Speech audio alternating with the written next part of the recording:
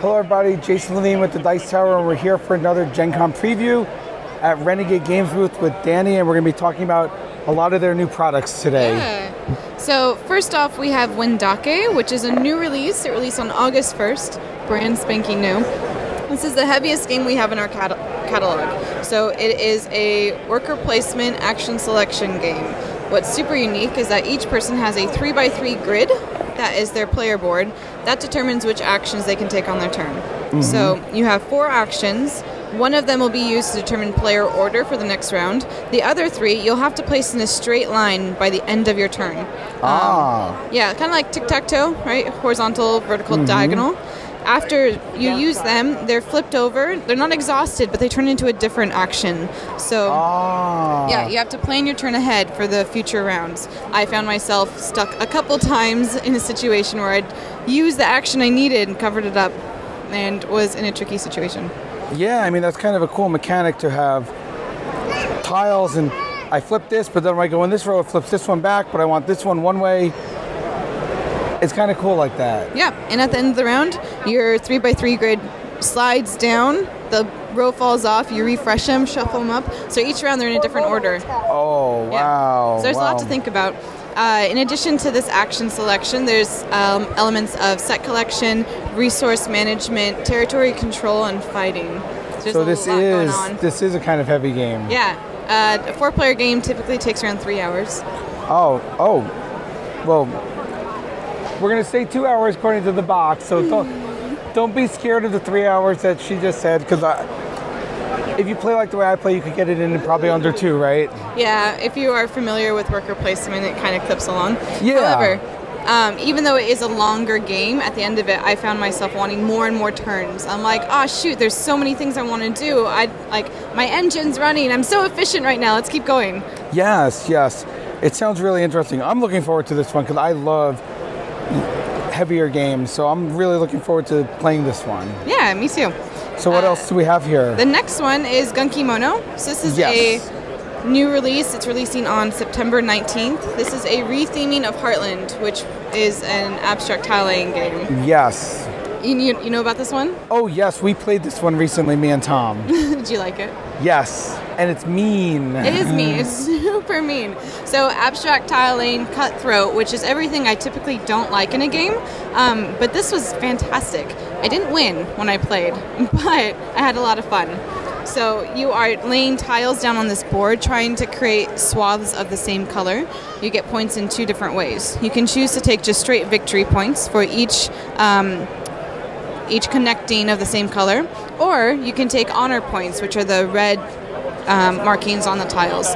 If you take honor points, you're going to go up on the honor track and unlock your strongholds, which let you claim the swaths of color as your own territory.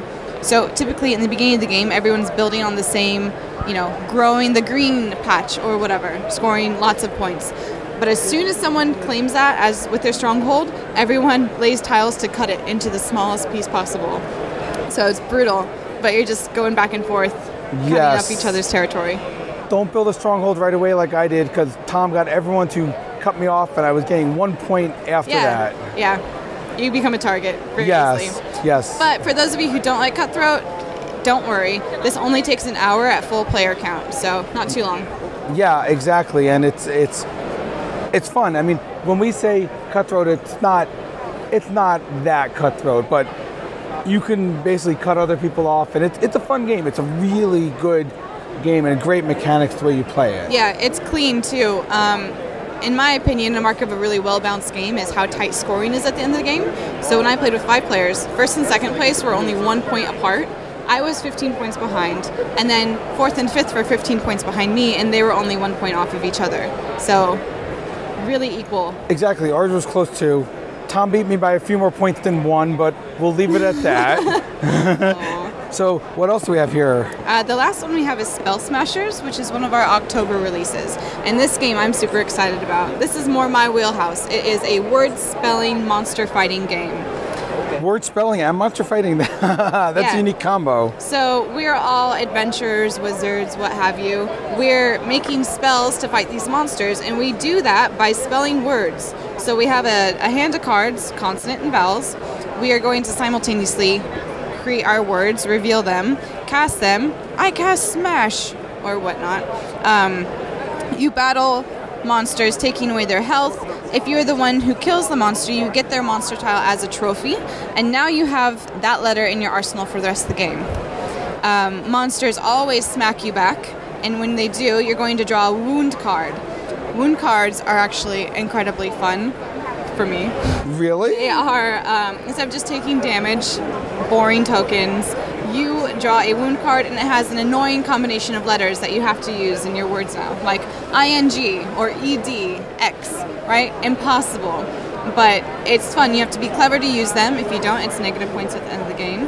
But they do help make your words stronger. They'll give you more initiative. Yeah.